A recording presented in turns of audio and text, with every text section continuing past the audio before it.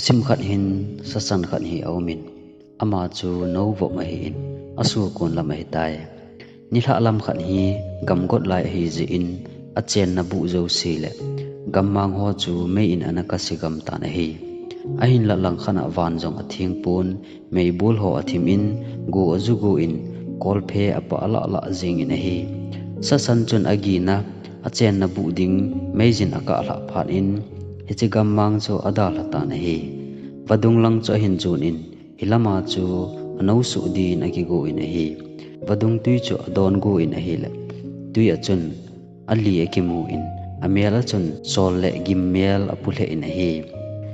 tui adon gut lai ta chun akom lang jep a chu husa khat aza in ichu avei lang kai hi in ake he a ga vet le nang bo panga gam leng mi pa in thelpi a anakap gut chu amudo ta na hi ichun sa sanjong alung kham achol na ka in akicha che ta na hi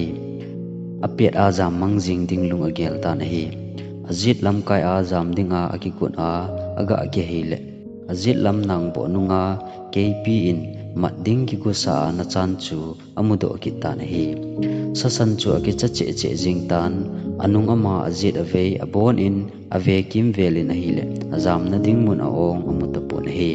aji chu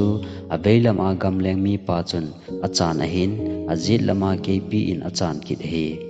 amalam a vadung chula alin in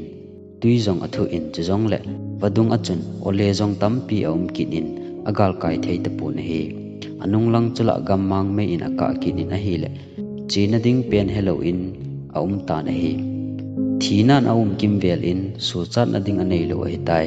jam do an thei ding iti agel fang in alam pi ding amu zo ta pu na hi hi chun sa sanjong aki gelin athiding mong a hi cho ke hetan hi ji chun ipidinga ka ki chat da ding ham ipidinga lungmong sela ka thilo ding ham atin hi ti chun lungmong sel in vadunga tui cho adon ta na hi chutia lungmong sela tui adon amu pha chun gamleng mi pa chun hi chi sa san chu kap agotan hoi ta in adoi in athal pi chang alha gu lai ta in kol phe ahung phet a wan ahung gin chu aking be set in a hi le athal pi alha su in sasan zo kap khatalo in akeng langa amu do lo kp zo chu akeng akap khata na hi le kp zong na asabe se in mihim pa zo chu adel ta na hi hi chi agom kum chu sasan chun ahin kila in ya kun chun ahung jam do ta na hi tu hin mihim hin kho aveleu han imu theile ila theu chu mihim hin kho ahin abang kum le boina ha sat na ho in ikim vel zo se a ei kim vel phat aum jin he boin ho su hlap na ding lam pi mong mong inei lo phat aum jin he chi phat ha salai ta jong la chun kinep na ilha su lo ding he itabang boina ha sat na hin khua hung jong le ikichat lo ding anga in he tu sang a boina ha sat na ho kemai tu pi a aphat na ding lama igel zo ding apoi mo in he